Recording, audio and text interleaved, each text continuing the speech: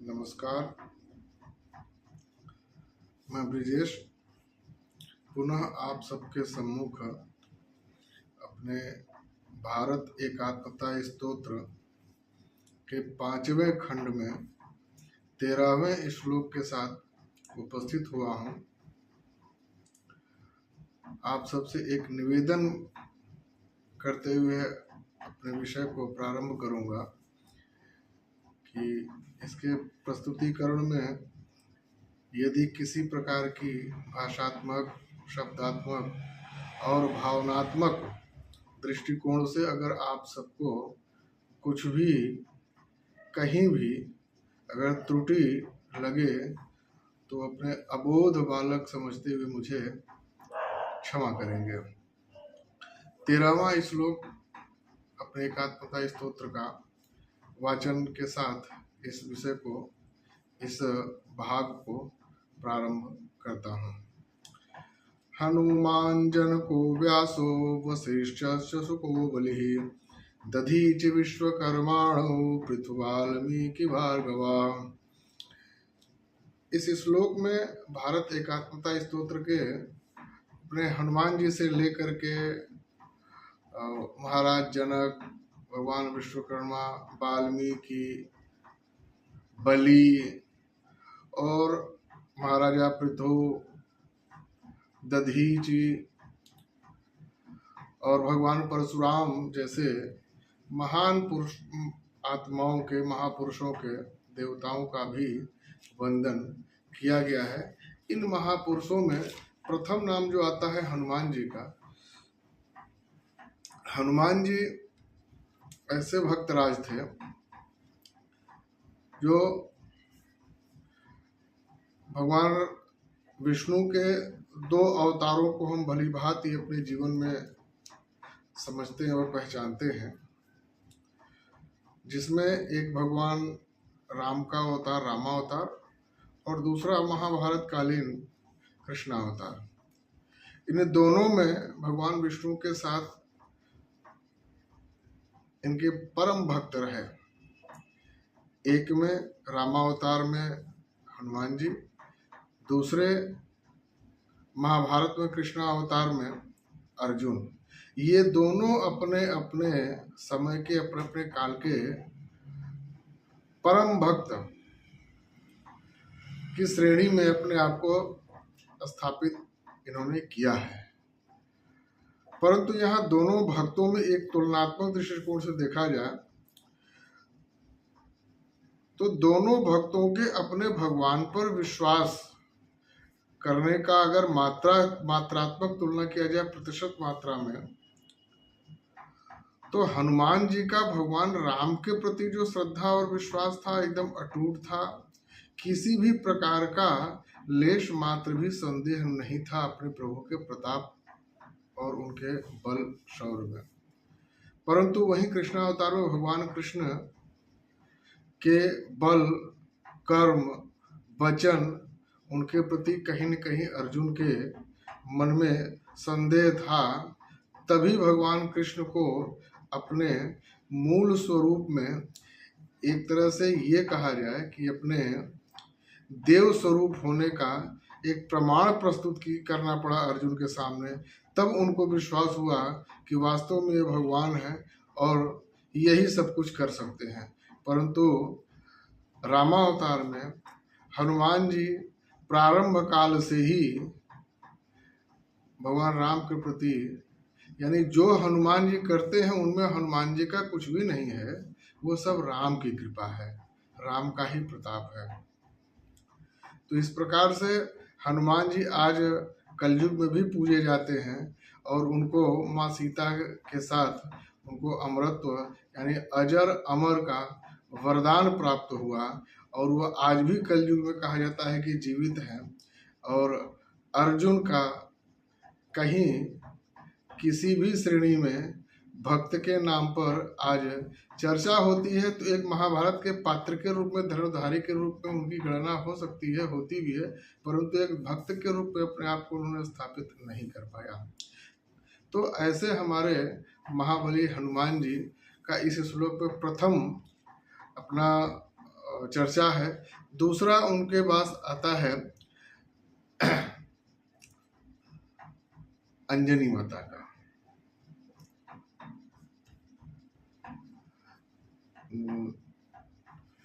अंजनी हनुमान जी की माता जी थी, जो महाराज वानरराज केसरी जी की पत्नी थी और उन्हीं के पुत्र हनुमान जी थे। संस्कार भी उन्होंने इसी प्रकार से दिया था ईश भक्ति का। और इसके बाद इसमें चर्चा आता है महाराज जनक का। जनक के जो प्रभु राम की पत्नी सीता, जिनके संदर्भ में ही पूरे महाभारत और रामायण काल में राम और रावण का युद्ध, रावण का अंत होने के जो कारण थे, रावण के रूप में जो अत्याचार था, उसके अंत होने के पृष्ठभूमि के केंद्र में महारानी जो सीता जी महारानी थी, उनके पिता राजा जनक, जो आज नेपाल में है, और राजा जनक को विदेह कहा जाता था, यानी वो ब्रह्म ज्ञानी थे। उन्होंने देवताओं के कई ऋषियों को भी अगर कहीं ब्रह्म ज्ञान में संदेह होता था, उस संदेह का समाधान करने के लिए राजा जनक के पास जाते थे और वो अपने ज्ञान से उनके अज्ञानता का शमन करते हुए उनको बोध कराते थे और शंकाओं का, संदेहों का समाधान करते थे। और बहुत कठिन प्रतिज्ञा करने और कठोर निर्णय लेने के लिए भी वो प्रसिद्ध थे राजा जनक जी। और जितने ही सरल थे निर्णय के मामले में, वो उतने ही कठोर भी थे महाराज जनक। और महाभारत की चर्चा हो रही थी। महाभारत में और इस श्लोक में उसके बाद नाम आता है महर्षि वेद व्यास का। महर्षि वेद व्यास अपने जीवन काल में एक मनुष्य की भांति बहुत उतार चढ़ाव देखते हैं, उसके बाद भी वो अपने अंदर इतना ज्ञान अर्जित किया, उन्होंने इतना ज्ञान अर्जित किया कि वो बहुत बड़े अपने समय के भविष्य दृष्टा भी थे। यानी महाभारत की जो कथा है और जो घटनाएं हैं, वो अपने योग और विद्या के बल पर आगे घटनाएं होने वाली हैं महाभारत काल की, उन्होंने पूरा उसको देख लिया था और उसी को लिपिबद्ध किया। उन्होंने लिपिबद्ध तो वो नहीं किए थे, क्योंकि रचयिता थे, लेखक भगवान गणेश जी थे। और वेद व्यास जी बहुत बड़े वैज्ञानिक भी थे, शस्त्रों के और शास्त्रों के ज्ञाता भी थे। और विज्ञान में आज जो इस कलयुग में, आज के समय में जो टेस्ट ट्यूब बेबी का जो अवधारणा चल रहा है, उससे कई दंपतियों को लाभ मिल रहा है। वास्तव में आज का ये खोज नहीं है और किसी अंग्रेज या भारत से बाहर खोज नहीं हुआ है। ये इस विज्ञान के प्रणेता महर्षि व्यास थे। महर्षि व्यास के ही प्रयासों से इसी विज्ञान के आविष्कार के परिणाम स्वरूप महाराज पांडु, धृतराष्ट्र और विदुर, ये तीन जो महापुरुष महाभारत काल में हुए थे, महाभारत के पात्र हैं, इन तीनों पात्र टेस्ट ट्यूब बेबी यानी परख नली संतान के रूप में ही उस समय जन्म इनका हुआ था और प्रादुर्भाव हुआ था। तो इसलिए कहा था महर्षि व्यास जी एक बहुत बड़े वैज्ञानिक भी थे और परख नली शिशु विज्ञान के जन्मदाता भी थे। और मैं, आप सबको लगता होगा कि मैं नीचे क्यों देख रहा हूँ, तो इस श्लोक में वर्णित महापुरुषों के विषय में ऐसे सोच के बोलने में बहुत समय लग जाएगा, इसलिए मैंने नीचे में कुछ लिखा हुआ है एक संकेत के रूप में, उसको आपके सामने व्याख्यादित करने का प्रयत्न कर रहा हूँ, इसलिए समय समय पर नीचे देखना पड़ रहा है। और भगवान राम के जो गुरु, ये कहे कि महाराजा दशरथ के कुल गुरु, उनके पिछले कई पीढ़ियों के कुल गुरु रहे उस समय में महर्षि वशिष्ठ, जिनके पास शिक्षा देने की अद्भुत कला थी। थोड़े समय में ही, यानी अल्प काल में ही संपूर्ण या एक निश्चित समय काल में ही संपूर्ण ज्ञान, शिक्षा, संस्कार सब कुछ में निपुण करने का जो कला था वह महर्षि वशिष्ठ में था। और भगवान राम के गुरु भी थे। राजा दशरथ के चारों पुत्रों का नामकरण संस्कार भी उन्होंने किया था, और राजा दशरथ को पुत्रवान होने का मार्ग भी उन्होंने ही बताया था। पुत्र कामेष्ठी यज्ञ कराने का जो विचार था, प्रेरणा था, वो वशिष्ठ गुरु ने ही राजा दशरथ को दिया था। और महर्षि वशिष्ठ के संदर्भ में ये भी बहुत बड़े तप के भी वो आचरित है। और एक ब्राह्मण यानी ब्रह्म का ज्ञाता, व्यास, वशिष्ठ, हनुमान, सुखदेव, महाराज बलि, ऐसे जो इन श्लोकों में महापुरुषों की गणना है, राजा जनक, ये सब ब्रह्म ज्ञानी थे। ये इतने ज्ञानी थे ब्रह्म को इतने भली भांति जानते थे कि इनकी श्रेणी ब्राह्मण अपने आप को स्थापित किए थे ब्रह्म का ज्ञान प्राप्त करके, यानी दूसरों को भी संशय का समाधान करते थे। सुखदेव जी महाराज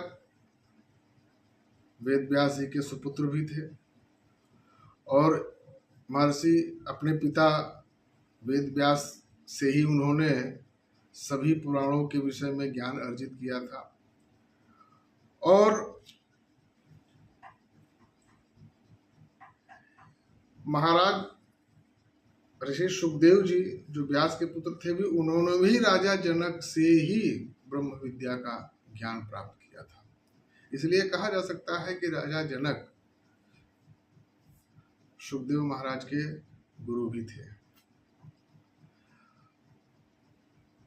अब नाम आता है राजा बलि। राजा बलि के विषय में कहा जाता है कि बहुत बड़ा दानी भी था। दान देने के लिए अगर वचन हार गए तो उसके बाद सोचना ही नहीं है कि परिणाम क्या होगा। वचन दे दिया तो पालन करना है। ये सारे सनातन धर्म के संदर्भित ये हमारे सामने एक उत्तम उदाहरण भी है। यानी कि मनुष्य हो, राक्षस हो, देव हो, असुर हो, सुर हो, सबके तार सनातन धर्म से ही जुड़े थे। कुछ अपनी कृतियां अलग अलग हो सकती थी, लेकिन कुछ के मार्ग भिन्न हो सकते थे, तरीके हो सकते थे। कोई शांति के मार्ग पर चलते हुए ईश्वर को प्राप्त करता था, कोई मारकाट के रास्ते पर चलते हुए चलता था, लेकिन सबके केंद्र बिंदु में जो इष्ट हुआ करते थे, चाहे भगवान शिव हो, ब्रह्मा हो, विष्णु हो, ये तीन अपने प्रमुख देव है, बाकी सब उनके स्वरूप है, तो इनकी सभी पूजा आराधना करते थे। कालांतर में धर्म और पंथ की परिभाषा भिन्न हुई। इस विषय पर फिर कभी मैं चर्चा करूंगा, परंतु आज मैं चर्चा कर रहा हूँ एकात्मता स्तोत्र की, तो उसमें राजा बलि की भी चर्चा होती है। राजा बलि जो थे भक्त प्रहलाद भक्त प्रहलाद के पौत्र थे, यानी ये कहा जाए कि हिरण्यकश्यप के प्रपौत्र थे। जरा कल्पना करिए कि अपने यहाँ राक्षसों के कुल में भी देवतुल्य देवभक्त जन्म ले सकते हैं, और लिया भी उन्होंने, और हर स्थिति परिस्थिति के बावजूद भगवान ने उनकी हर प्रकार से रक्षा की और अपने देवत्व के प्रति धारणा को चोट नहीं पहुंचने दिया। महाराज बलि पौत्र भक्त प्रहलाद और राजा बलि, यानी उस समय पृथ्वी लोक के राजा भी इतने बलशाली हुआ करते थे कि देवताओं से भी लड़ते थे और उनके सत्ता पर भी ये अपना प्रभाव स्थापित करके वहां स्थापित हो जाते थे।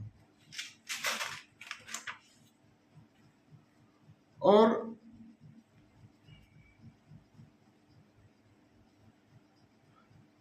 जब वहां पर अश्वमेध यज्ञ तमाम तरह के यज्ञ करते हुए पूरे संपूर्ण विश्व पर, पूरे ब्रह्मांड पर उन्होंने अपना राज स्थापित कर लिया, तो उसके बाद सारे देवताओं ने भगवान विष्णु के पास इस समाधान के लिए गए। तो भगवान विष्णु ने 52 रूप करके उनके सम्मुख गया, दान मांगा।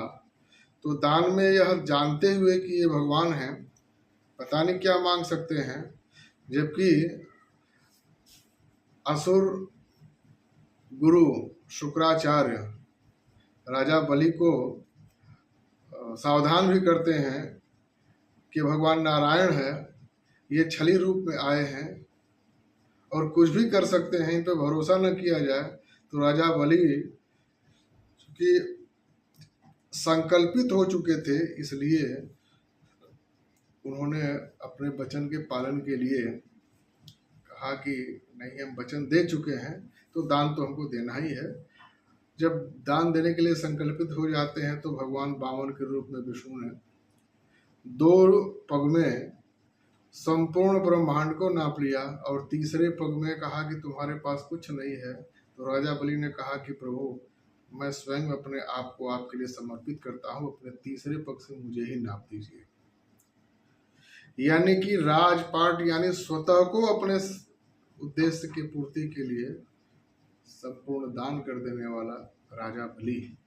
और उसके बाद ऋषियों में भी आता है, देवताओं के समस्याओं का समाधान भी पृथ्वी के ऋषि महर्षि ही करते थे। उनमें एक नाम आता है महर्षि दधीची, जिन्होंने एक राक्षस को मारने के लिए अपने अस्थि को दान दे दिया था। यानी वो जो राक्षस था उसको वरदान प्राप्त था कि किसी भी अस्त्र शस्त्र से वो नहीं मारा जाएगा, किसी भी परिस्थिति में वो न मारा जाए। तो उसमें भी देवताओं ने रास्ता निकाला कि अस्त्र शस्त्र की बात है, किसी हड्डी से तो कहा नहीं गया है, तो हड्डी भी तो किसकी हड्डी इतनी मजबूत होगी। तो यह तो हुआ कि महर्षि दधीची बहुत तपस्वी हैं और उनकी ही हड्डी से इसका वध संभव है। तो निवेदन किया गया इंद्र को, उन्होंने अपने अस्थि को दान दिया और उससे अस्त्र बना करके महाराज इंद्र ने उस राक्षस का वध किया और अपने राज्य को सुरक्षित किया। भगवान विश्वकर्मा सब अपने अपने कर्म ज्ञान में निपुण थे। भगवान विश्वकर्मा ने अपने विज्ञान से यह कहा जाता है, उस समय ये देव शिल्पी थे। भगवान विष्णु का सुदर्शन चक्र हो, भगवान भोलेनाथ का त्रिशूल हो, या भिन्न भिन्न देवी देवताओं के जो अस्त्र शस्त्र हैं, उनके निर्माण से लेकर के जिनके भवन, राजपाट के किले महल के निर्माण करने का काम भी भगवान विश्वकर्मा के पास सजाने यानी श्रृंगार करने का और संवारने का काम भी इनके पास था। ये कहा जाता है कि कहा जा सकता है कि ये आज कंस्ट्रक्शन लाइन के ये आदि जनक रहे। महाराज पृथु इन्हीं के नाम पर इस पृथ्वी का नाम पड़ा है। जिन्होंने पृथ्वी को सही रूप में पहचाना और प्राणी मात्र के लिए किस प्रकार से इसका उपयोग हो सकता है, सदुपयोग हो सकता है, दुरुपयोग नहीं सदुपयोग है, इसका खोज उन्होंने किया। तो जब इन्होंने इसका खोज किया इन सब साधनों संसाधनों का, इसीलिए इस पूरे इस धरती का नाम पृथ्वी पड़ा। धरती माता का एक नाम पृथ्वी भी है, पृथ्वी माता भी हम लोग कहते हैं। और रामचरितमानस के रचयिता गोस्वामी तुलसीदास जी हैं। लेकिन गोस्वामी तुलसीदास जी ने को भी कहाँ से प्रेरणा मिली रामचरितमानस का, तो वो मिला रामायण से, जो संस्कृत में था। उस रामायण के रचयिता महर्षि वाल्मीकि, जिनके ही आश्रम में लवकुश का जन्म होता है और वहीं पालन पोषण होता है, और इतने ज्ञानी, इतने पराक्रमी, इतने विद्वान होते हैं, इतने लड़ाके होते हैं कि वो हनुमान जी से, जो रावण जैसे त्रिलोक विजयी को का संहार किया, उनको भी वो दो छोटे नन्हे बालक परास्त कर देते हैं।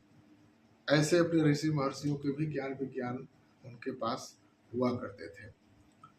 तो महर्षि वाल्मीकि और उसके बाद